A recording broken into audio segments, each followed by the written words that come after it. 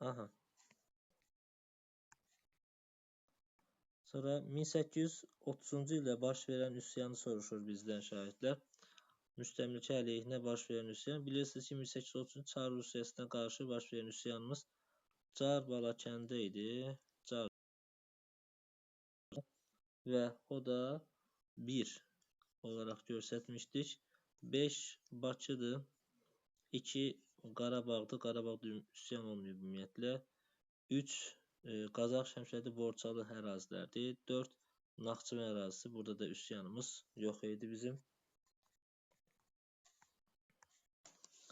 Sonra vacib olan suallardan siz sualınız varsa orada qeyd edə bilərsiniz. Mən bir neçə dənə sual qeyd eləmişəm. Onlara baxacağım sizlə bərabər.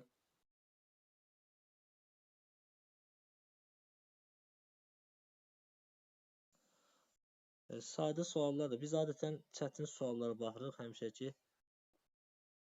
Çətin suallarımız vacibdir. 16-ya baxa bilərəm bircə dəqiqə. Məsələn, 49-a bir dənə baxaq, sonra qayıdım 16-ya baxaq. 49-da kəndli əsasnaməsinə görə sahibkarlar kəndlər üzərində polis məhkəmə hüququ almışdılar, şahidlər. B variantı. Bu xatırlarsınızsa 46 reskripti ilə eynidir. Və bir də məsələ diqqət edirik. 47 və 1870-ci islahatlarının oxşar cəhəti ancaq sahibkar kəndlilərinə aiddir. Dövlət kəndlilərinin heç bir aidiyyəti yox idi onun. 16-cı sualdır deyə yoldaşımız. 16-cı suala baxaq. Dərhal baxaq.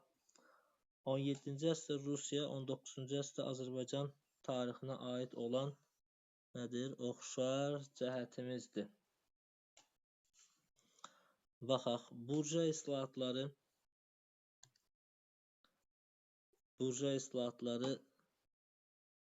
var, bəli. Sizin də sual, elə baxıram ki, sizin də suallarınız yarımçıq qalmasın. Şahidlər, Rusiyada burja islahatları 19-cu əsrdədir, 2-ci Aleksandrın dövründə. Feodal dağınıqlıq dövrünün başlanması demirik. Dağınıqlıq dövrü Azərbaycanda 18-ci əsrdir, xanlıqlar dövründədir, bilirsiniz. Bunu da çıxdıq. Mərkəzi dövlətin meydana gəlməsi 19-da Azərbaycanda mərkəzləşmiş dövlət yoxdur. Rusiyada da daha əvvəldədir, 17-ci əsrdə deyil. Müstəmləkə zülmünə qarşı üsyanların baş verməsi Rusiyanın özündə müstəmləkə rejimi deyil, ona görə də aidiyyəti yoxdur. 19-cu əsr Azərbaycan tarixində vardı. Bəli, manufaktura meydana gəlməsi 17-ci əsrdə Rusiyada, 19-cu əsrdə də 1827-də Xanabad manufakturası idi. Hətta belə bir şey demişdik, xatırlayırsınızsa, sırf Rusiyaya məxsus bir cəhət idi ki, bu. Rusiyada manufakturaların özünə məxsus xüsusiyyəti nədir? Orada deməli azad işçi qüvvəsindən bərabər, muzlu əməklə bərabər təhkimli kəndli əməyindən istifadə olunurdu. Bu sırf ruslara məxsus cəhət idi. Hətta 19-40-cı ildə sənaye çevrilişi 1-ci Nikolayın dövründə baş verərkən, orada da yenə də sənaye çevrilişi zamanı zavod fabriklərdə təhkimli kəndli əməyindən istifadə olunurdu. Sadəcə nə vaxta ta ki 1861-ci il 2-ci Aleksandrın təhkimçiliyi ləğv etməsinə qədər davam edəcək.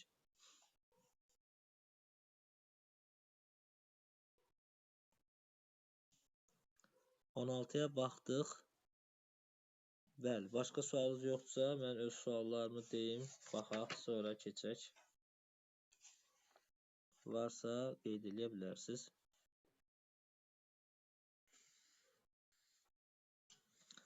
65-ci sual.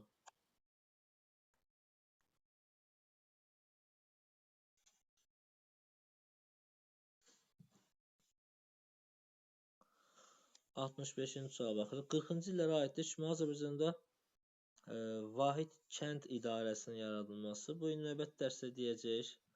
65-ci ilə aiddir. Sonra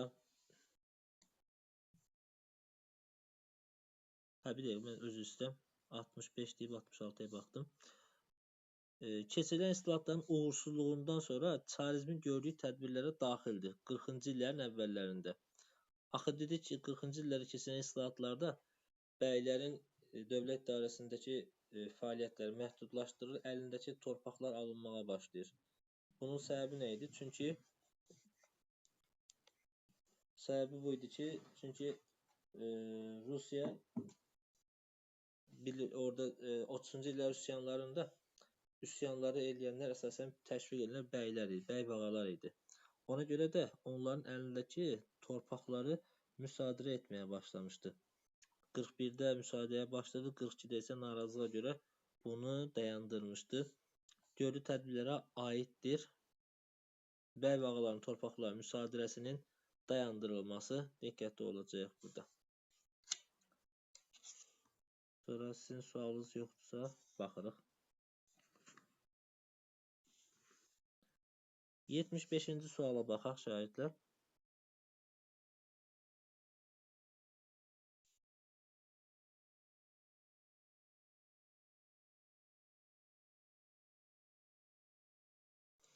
Rusiya hökuməti 1846 reskripti ilə şagirdlər buna diqqət eləyirik. Yəni diqqətli olması məqamlardan biridir. Bununla da Rusiya nə etdi? Bəy bağaları özünə tərəf çəkmək yolunda ilk addımını atdı və yerli bəy və Azərbaycandakı bəy bağalara Rusiyadakı bəy bağalarının statusunu vermiş oldu. Yəni eyni nüfuzdadırlar, eyni statusa, eyni hüquqa malik oldular dedilər. Hər iki variantı görə bilərsiniz. Digər suallarda ikinci dediyimiz cümlədə qarşısı çıxacaq. Özünə sosial dayaq yaratmaq yolunda ilk addımını atmış oldu. Bununla da Rusiyada əldə etdiyi uğurlardan biri idi. 86-cı suala baxacaq.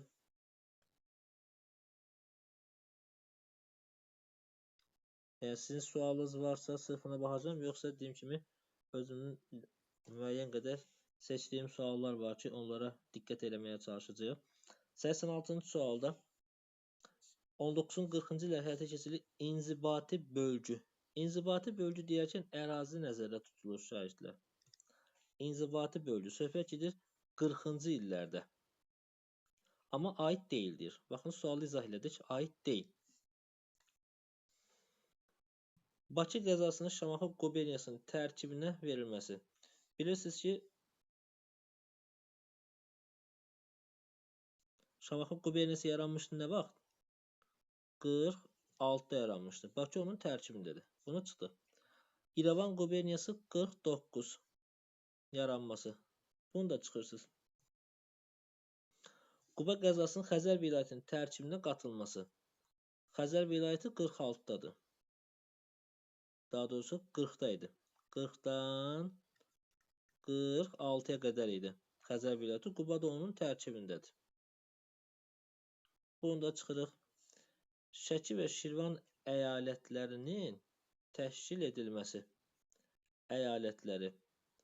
Yəni, komendant idarə üsulu ləğv edilmişdi. Daha doğrusu, xanlıqlar ləğv edilmişdi. Onun yerində komendant idarə üsulu yaranmışdı. Şəki xanlığının ləğv edilməsi bilirsiniz 19-dur.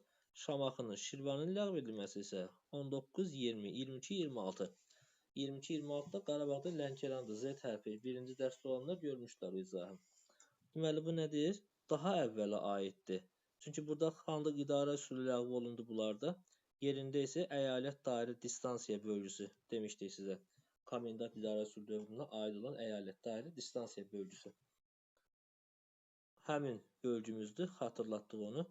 Yelizavetpol Gürcü Millət Qubernisinin tərkibinə daxil olmuşdu. Bəli, 40-dan 46-ya qədər. Xəzər vilayəti Gürcü Millət Quberniyasının tərkibinə daxil edilmişdi. 87 də buna bənzəyir. Deyir ki, Şimali Azərbaycanda 19-cu 40-cı illərində həyata keçirilən inzibati bölgələri aid deyil. Yenə də eyni sualdır. İndi fərqli formada qarşımıza çıxacaq. Bakı quberniyası Bakı qəzası Şamaxı quberniyasının tərkibinə qatılması, bəli, burada da demişdi, sadəcə müəyyən variantlar fərqli olacaq. Bu doğrudur. Lənkəran qəzasının Xəzər vilayətinin tərkibində olması doğrudur. Xəzər vilayətinin tərkibindədir Lənkəran hissəsi. Sonra Bakı və Quba əyalətlərinin təşkil edilməsi, baxın yenə də şəhərdə eyni cümlədir. qəbul imtahanına düşən bir sualdır. Yəni bir variantda bunu veribdi, bir variantda da bunu veribdi. Bu formada veribdi. İki fərqli variantda düşən sualdır. Variantları dəyişdirib sual olaraq qarşıda çıxarır. Bakı xanlığının ləğvi 1806-dır. Quba xanlığının da ləğvi 1810-da əyalət şurasının ləğv edilməsi ilə. Bəli, Lənkəranda Xəzərdə qalmışdı. Bəli, onu dedik də. Qatılması deyir. Bizə aid deyil deyir sualda. Deyir ki, 40-cı illərə aid deyil. Lənkəran Xəzər vilayətinin tərkibindədir. Bəli, bunu çıxdı axı burada. Bəli, burada cavabımız yenə də oldu nə? C variantı. Gördüyünüz kimi yuxarıda D variantı, burada isə C variantı. Bəli, ona görə şahidəm. Sualın düzgün cavabın tapılmasında birinci hissə, ən birinci addımımız nədir? Ən önəmli variant hissəmizdə də atacağımız addım. Sualın şərtini düzgün oxuyacağıq. Yəni, bura qədər gəlirik. Keçən inzibati bölgülərə. Axırına baxmadan fikrimizdə aiddir desək, variantı götürüb səhv yazacaq. Çünki ilk variant artıq doğrudur. Aiddir desək, heç o birlərə baxmayacaqsınız. Güya biraz sürətli həll edirik, deyirik. Sualları tez həll edək deyək. Tələsirik. Axıra qədər düzgün oxumadan götürüb variantı yazırıq. Deyirik ki, bu doğru variantdır. Amma bizdən səhvi istəyir. Ona görə birinci şərtimiz sualı şərtini, sözlərini axıra qədər oxumaqdır. Yəni düzgün nəticə əldə etmək üçün ilk edəcəyimiz, atacağımız addım budur. O birlərdə də İrəvan, Naxçıvan, Gürcü, Qubersin tərkibində idi. Bəli, 40-dan 46-ya qədər, 40-dan 46-ya qədər bu doğrudur. Şəki qəzası Şamaxı quberniyasının tərkibində idi. Bəli, 46-da yaranmış Şamaxı quberniyası var idi ki, onun tərkibində idi. Xəritəyə baxanda da biz bunu görürük. Sonra digər suallarımızdan baxaq görək. 95-ci sual, 94-95 şahidlər. Orada nəyi nəzərinizə çatdıracağım? 94-95-də.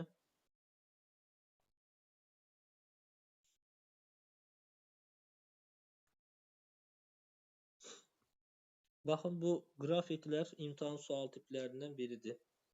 Yəni sualın deməli sözlərlə, şərti ilə bərabər sualın tipləri də, formaları da biraz diqqətimizdə qalsın ki, bu imtahan formatındakı suallardan biridir. 94-də, 95-də. Bu tip suallar qarşımıza çıxacaq.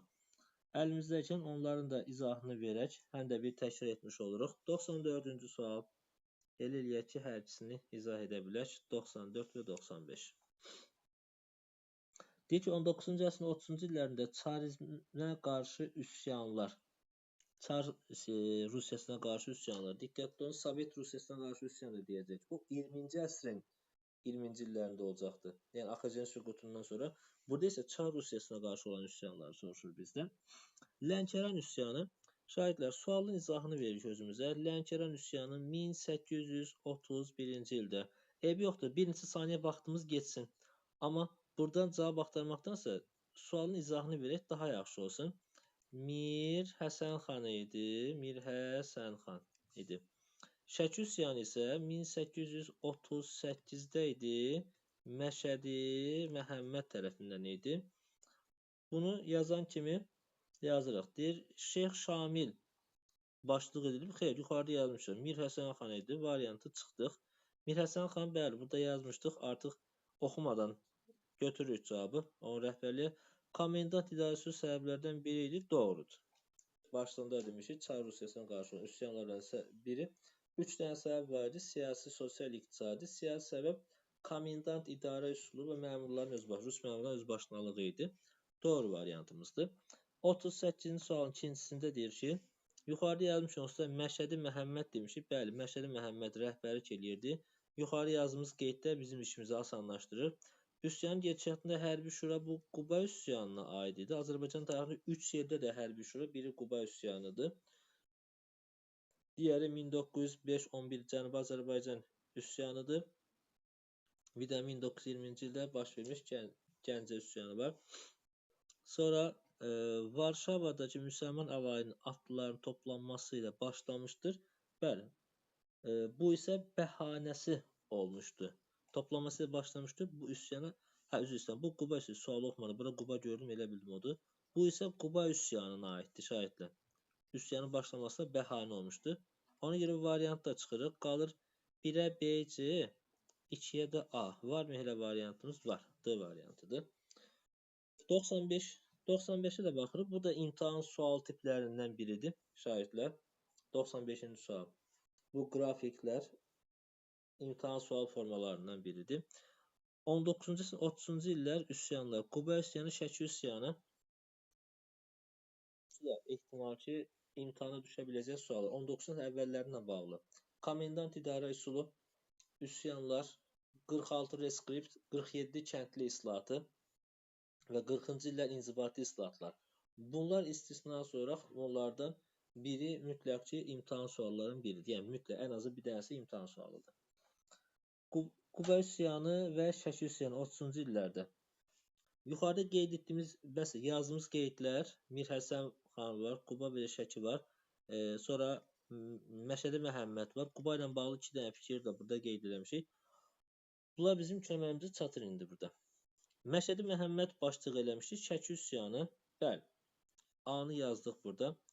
Dağlı hərəkatın rəhbəri Şeyx Şamil üsyana diqqət eləmişdik. Bəli. Daha belə bir cümləni bizə çox da nəzərimizi çatdırmırdı, amma burada artıq bir neçə sualda qarşımıza çıxır. Quba üsyanını dedim. Üsyanın gedişatında hərbi şura gördüyümüz var. Burada izah elədiyimiz hərbi şura qabağını yazmışıq. Bu bizim köməyimizə çatır. Avtomatik olaraq bura yazırıq. Sualı formada izah eləyərəkdən qeyd edirsiniz. Çünki yuxarıda burada verdiyiniz birinci və ya ikinci sualı verdiyiniz izahlar növbəti suallarda həmin sualların cavabı olaraq qarşıda çıxacaq. Ona görə burada çəkdiyiniz əziyyət bəhrəsini o tərəfdə digər suallarda verəcək və işinizi daha da sürətləndirəcək. Düşünməyin ki, mən belə sual izah eləyərkən işimin gedişatı ləngiyir. Xeyr, işinizi daha da sürətləndirəcək bir neçə sualdan sonra. Deməli, A, B, C getdi. Komenda idarəsinin səbəblərindən biri olması şairlər. Bu oxşardır, hər ikisinə aiddir. 30-cu illərin ikinci yarısında baş verməsi. 32-ci yarısı, yəni 36, 40-a qədər olan hissədə 39 daxil olmaqla. Quba üsyanı 37, Şəki üsyanı 38. Bəli, hər ikisi nədir? O dövrə aiddir. Bunu da yazdıq bura. Deməli, 1-ə B, C cavabımız nə olur? 1-ə B, C, 2-ə A, 3-ə D cavabımızdır. Buna bənzər 97-ci sualımız var. 97-ci sual.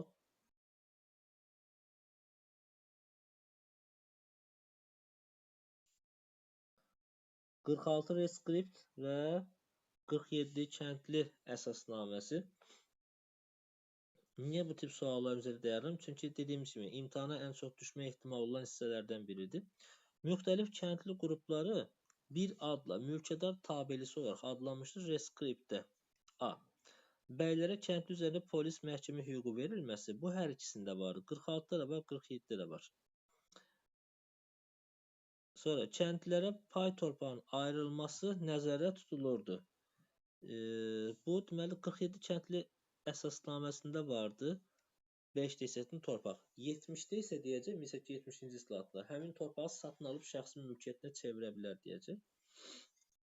Sonra tiyul və mülkün feodal torpağının eyni kateqoriyasına daxil olması reskriptə aiddir. Şahidə belə deyim, reskriptdə nə bütün üstünlüklər bəylərə aiddir. Bütün üstünlüklər. Kəndli əsasnaməsində isə artıq kəndliyə dair məsələdir. Kəndliyə torpaq sahəsi verməsi, vergilər müəyyənləşməsi, mükəlləfiyyət, diyar və digər məsələlər. Deməli, D nədir? Kateqoriyası daxil edilmişdir burada. Reskriptdə idi. D-ni də atdıq bura. Qaldı nə? Şimali Azərbaycanda sahibkar və kəndli münasibəti hüququ aydınlıq gətirilmək məqsədi ilə qəbul edilmişdir. Yəni, sahibkar kəndli arası münasibətləri müəyyənləşdirmək. Deməli, belə bir şey deyirik. 46 reskriptdə bəylərin hüquqlarını müəyyənləşdirdi Rusiya. Və dedi ki, bəyləri özümə müttəfiq seçdim. Özümə tərəfdaş seçdim. Onlara nə hüquqlar varsa hamısını verdim. Bunu müəyyən etdikdən sonra da bəylərin haqlarını, hüquqlarını müəyyən edir. Daha sonra dedi ki, mən kəndliləri də nəzərdən qaçırmayayım. Kəndlilər yenə də elə olsun ki, onların da vəziyyəti bəylər və kəndlilər arasında hüquqları müəyyən edilmiş formada qalsın ki, sonra bir narazılıqlar baş verməsin. Bu səbəbdən də bu dediyimiz məsələ aiddir kəndli əsasnaməsinə. Yeni də yazırıq bura. Cavabımız olur. Baxaq, biri A, D, A variantı. 100-cü suala baxırıq. Klasteri tamamlayın. Bu da əvvəllər çox, məsələn, 100 və 101-ci suallar. Əvvəllər demək olar ki, çox da rastımıza çıxmırdı. Yeni sual formalarından biridir. 30-cu il əslində asan bir şeydir, çətin deyil. Sadəcə sualın formatı fərqlidir. Yəni sizi qorxutmasın. Bildiyiniz bir şeydir. 30-cu illərdə Şimali Azərbaycanda üsyanların səbəbləri 3 dənə səbəb demişdik. Siyasi, sosial, iqtisadi. Komendant idarə üsulunun tətbiq olunması bu siyasi səbəbdir. Sonra iltizam sisteminin mövcud olması var. Baxaq. Nəsə məcburi əməkdən istifadə olunması neft sahəsinə bağlı hələ ki birinci yarısında, oxusun birinci yarısı çox da diqqət eləmirik. İkinci yarısına bağlı məsələlər olacaqdır. İltizam sistemi olacaq. Rəhbərin ləğv edilməsi üsyanlardan demək olar sonra 36-da baş verəcək bu. Köçürmə siyasəti, bir də rəhbərin ləğv edilməsi müsbət bir şeydir. Yəni üsyan səbəbi olmaz. Köçürmə siyasəti idi. Bir də natural vergi tətbiq edilməsi xeyr. Cavabımız olacaqdır 2 ilə 4. Əslində sual çox asandır, sadəcə tipi biraz fərqlidir. Ona görə diqqətli olacaq. O sualda başqa bizim nəyimiz var? 119.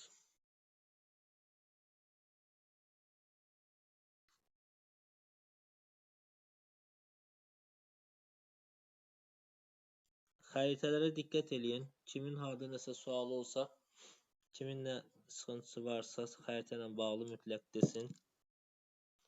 119-cu sual şagirdlər. 47 il kəndli əsasnaməsinə aiddir. Yenə deyirəm, kəndli əsasnaməsinə niyə diqqət edilir? Çünki imtahan suallarından biridir. Şamaxı quberniyasının sahibkar kəndlilərinə aid edilməsi. İndi 19-un ikinci yarısını elədikdən sonra, 70-ci islahatların ikisindən sonra sizə onunla bağlı daha belə maraqlı suallar verəcəm. Diqqətli olacaqsınız orada. Deməli, 40 xəritələri qarışdırırsanız, konkret sualın varsa denən 10 üzərində izah edeyim. Xəritə çox rahatdır. Sizin üçün bir plusdur ki, xəritə sualını sənə verir ki, al bu sualı yaz, sənin balın olsun. Havaydan sənə bal verim deyir. Xəritə sualları o formadadır. Yəni bu formada baxın, bu düşüncə ilə baxın xəritəyə. Hansı sualın varsa nömrəsini yaz, baxın. Və onun üzərində izah verməyə çalışın. 119. Kəndli əsasnaməsinə aiddir. Şamaxı quberniyasının sahibkar kəndliləri. Şahidlər, belə bir şey demişdik. 47-70 kəndli islahatlarla bağlı məsələlərdə mütləq ki, ifadə diqqət edirsiniz, sahibkar kəndlisinə aiddir. Aydındır. İndi burada variantlara baxaq. Satın alıb. Bir dəqiqə baxım deyəcəm. Deməli, satın alıb şəxsi mülkiyyətə çevirmək. Bütün proqramı keçmiş isə bu bizə daha rahatdır. Çünki bilirik ki, bu 70-ci islahatına aiddir. Yelizavetpol quberniyasında yaşayan. Yelizavetpol quberniyası bilirsiniz ki, 68-də yaranıbdır. Düzdür? Ona görə bunu da çıxdınız. Sonra Lənkəran, Bakı, Qazax dövlət kəndlər üstündən xətt çəkirik. Çünki bu islahatlar sahibkar kəndlisinə aiddir. Getdi. Sonra nə var? İrəvan quberniyası bəy kəndlilərinə. İrəvan quberniyası yaranmışdı 49-da. Ona görə bunu da çıxırsınız. Bir dənə bizim variantımız qalır nə? A variantı. Şamaxı quberniyası. Çünki Şamaxı quberniyası yarandı 46-da.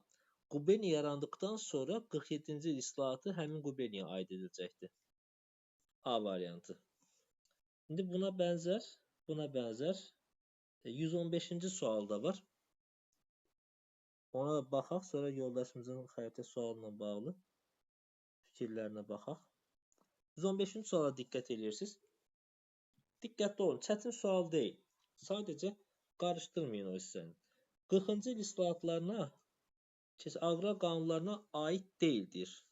Baxın, Sualın şərtini açıqlayır. Aid deyil. Bizdən soruşulan aid olmayan hissədir. Aid olan yox, olmayan istəyir bizdə.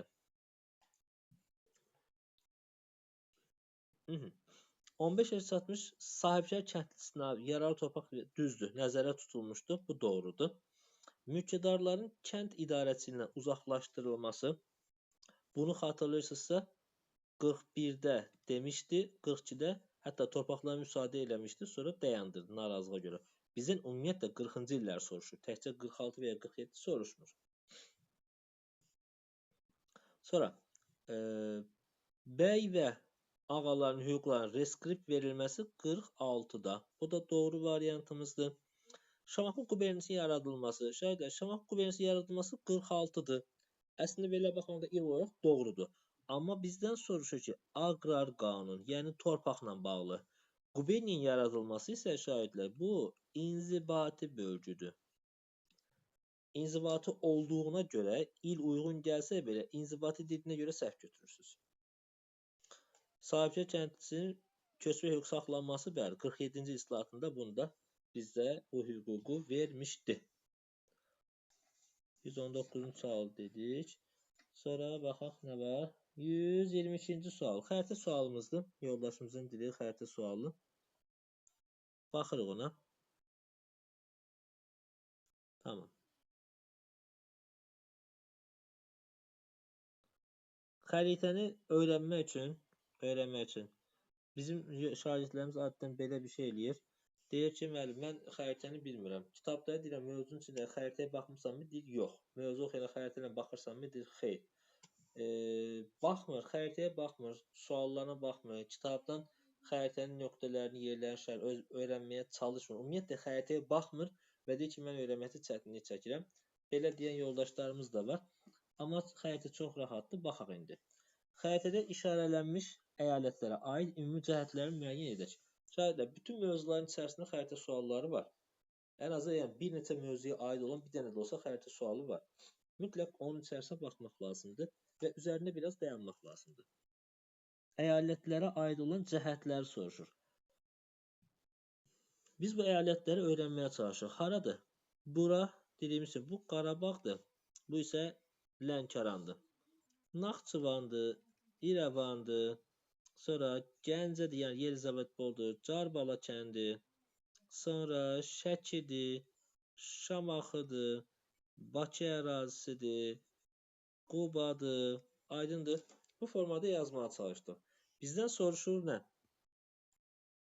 Bizdən soruşur Qarabağla Lənkəranı istəyir bizdən. Bunların ümumi cəhət və ya cəhətlərini istəyir. Çar hökumətlərinin ərazisində xristian ailələrin köçürülməsi. Xristian ailələrin köçürülməsi. Baxaq, köçürülmə bilirsiniz ki, 19-cu əsrin birinci yarısına aiddir.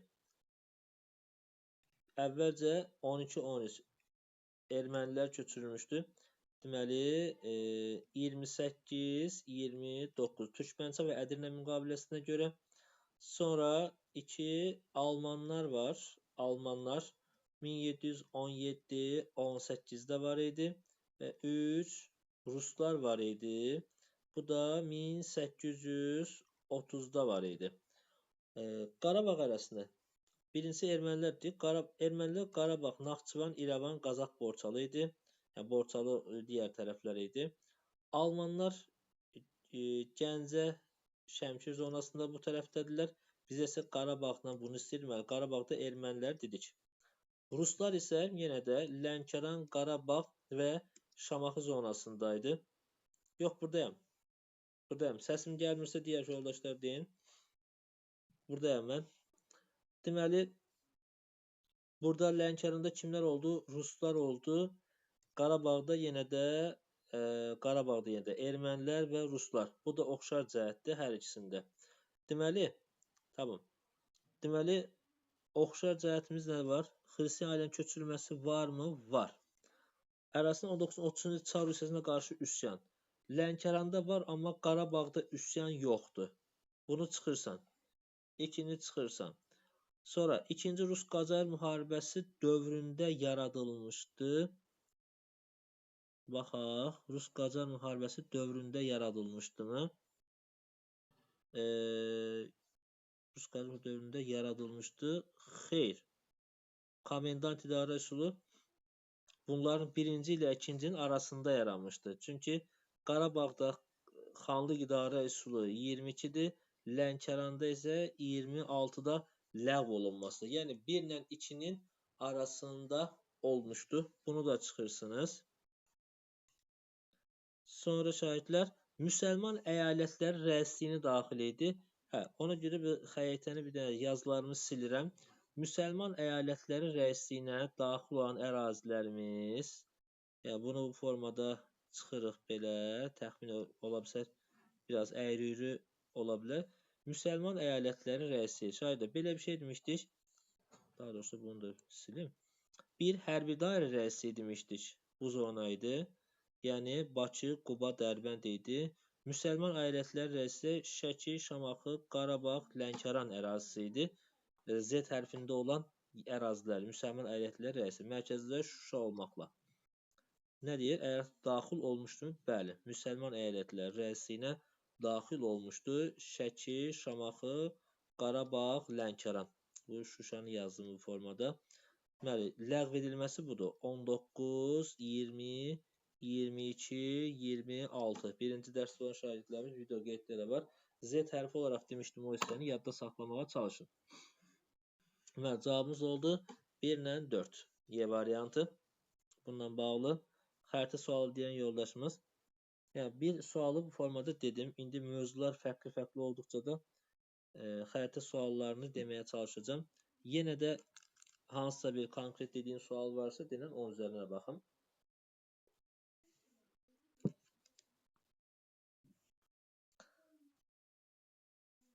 %32 bir nümunə olaraq da və yaxud da %33 deyək, yeni sualdır. Köhnə toplularda olmayan bir sualdır. Yeni əlavə edilmiş sual növüdür. 133. Aha. Xəritə sualı burada. Biraz əvvəl xəritə deyən yoldaşımız. Diqqətli olaq. Şimali Azərbaycanda quberniyanın yaranmasının xronoloji ardıcıllığını xəritədə göstərin deyir. İndi birinci olaraq yerləri müəyyən eləyək. 1 haradır? 1 İrəvandır. 3 Gəncədir. 4 Şamaxıdır. 5 Bakıdır. 4 daha doğrusu. Var mı başqa? Yoxdur. İndi burada nə soruşur? Xronoloji ardıcıllıq. Quberniyaların yaranması. İrəvan quberniyası 49'dur. Yezavotboy quberniyası 68. Sonra Şamaxı quberniyası 46. Bakı quberniyası isə Şamaxı ləğv olundu, Bakıya köçdü. Xatırlayırsa Şamaxıda zəlzələdən sonra 59. İllərini yazdıq. Bir dənə bizə qaldı nə? Onların yerini ardıcıllığını düzmək. Yəni 2 ilə başlayırıq. 2 Şamaxı, sonra 1 hansıydı? İrəvandır. 49. Sonra burada kim var? 4 var. Bakı. Sonra da 3 Gəncə. Bəli. Yeni yaranmış sualdır. Xronoloji ardıcıllıq istəyir, amma bunu xəritə üzərində istəyir bizdən.